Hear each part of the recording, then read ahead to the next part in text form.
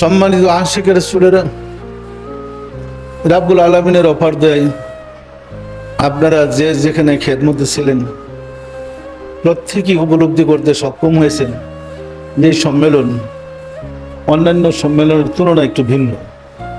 এটা কি আপনারা বুঝতে পারছেন? কি কারণ? আমরা তো এই বিশ্ব আশিকের রাসূল আরো অনেক করে আসছি। এটার এই কারণটা কি?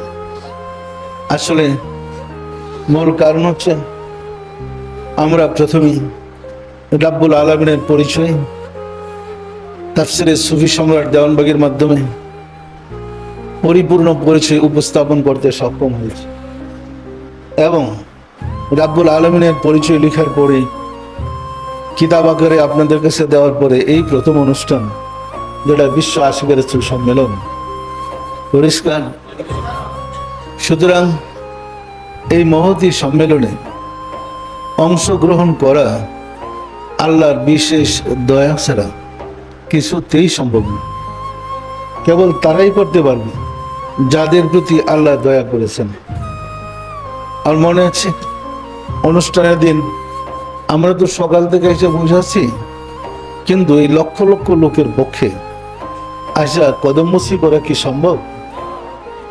এই লোকে কোথায় দাঁড়াবে, কোথায় কদমমুচি করবে? আগের থেকে আমরা ব্যবস্থা নিয়েছিলাম রাজপথে দুই পাশে দুইটা কাউন্টার বানিয়ে দিতে, এই কারণে লোক যেন যেন খেয়ে যেতে পারে। করাতে দেখলাম খুব উপকার হয়েছে না, হয় না?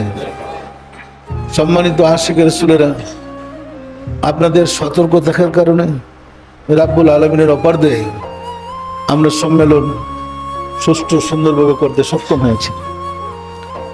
আমি যখন উপরে দোতলায় বসা মানুষ লাইন ধরে কদমমুচি করতেছে, একটা লোক হারাতের লোক, সাধারণ মানুষ নয়, কদমমুচি করে 500 টাকা নজর দিয়া যাইতেছে আর বলতেছে, বাবা আমি কুমিল্লার শহর কুতু। আমি একটু তাকায় দেখলাম, এরপর সে চলে গেল।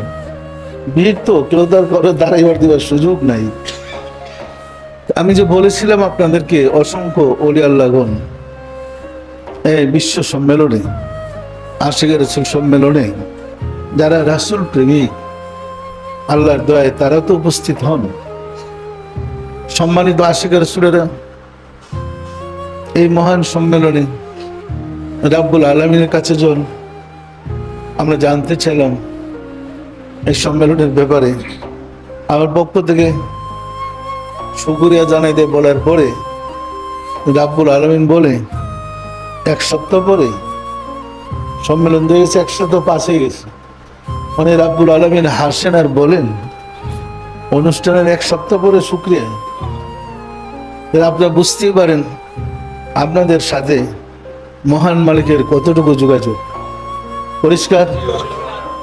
সুতরাং রাব্বুল আলামিনের দয়ায় আমরা বলছিলাম, আগে জানতে চেয়েছিলাম যারা পত্র পত্রিকায় যে লেখতেছে মানুষ তো বিভ্রান্ত হবে, বলে দিছিলেন, আগে জানাই দিছিলেন এটার দায়িত্ব আমার, কিচ্ছু হবে না, সব তো আমি দেখতেছি। যে অনুষ্ঠানটা আল্লাহর, আল্লাহ পরিচালনা করেন, আল্লাহ রাসূল পরিচালনা করেন, এখানে কি ভয়ের কোনো কারণ আছে? সুতরাং এই শুভ সংবাদটা আল্লাহর পক্ষ থেকেই যে আপনাদের সম্মেলন আল্লাহ খুশি হয়েছে। ওই কথাটা বলছিলেন যে অনুষ্ঠান হয়ে গেল 7 দিন, 7 দিন পরে তোমরা শুকরিয়া আদায় করতে আসছো, কিন্তু হাসতেছিলেন, খুব খুশি। খুশি এই কারণে যে জগৎ যখন আল্লাহকে সম্পূর্ণ বলে ফেলেছে, সেই সময় একটা গ্রুপ আল্লাহ রাসূলকে তুলে ধরছে। এই গ্রুপটা আল্লাহ রাসূলের খাস গ্রুপ এবং তাদের প্রতি আল্লাহ রাসূল অত্যন্ত সন্তুষ্ট, এটা প্রমাণ করার জন্যই মানে রহস্য করে বলতেছিলেন শুকরিয়া কি 7 দিন পরে। তাহলে বোঝা গেল আমাদের শুকরিয়ার জন্য অপেক্ষায় ছিলেন। কি বুঝেন? কিন্তু আমাদের তো এত জ্ঞান নাই যে সাথে সাথে তার সাথে শুকরিয়া যোগাযোগ করা দরকার ছিল। আমরা যোগাযোগ করছি আগে, যখন বলছে সমস্যা নেই, সব উনি দেখছেন, তখন তো নিশ্চিন্ত হয়ে পড়েছে, পরিষ্কার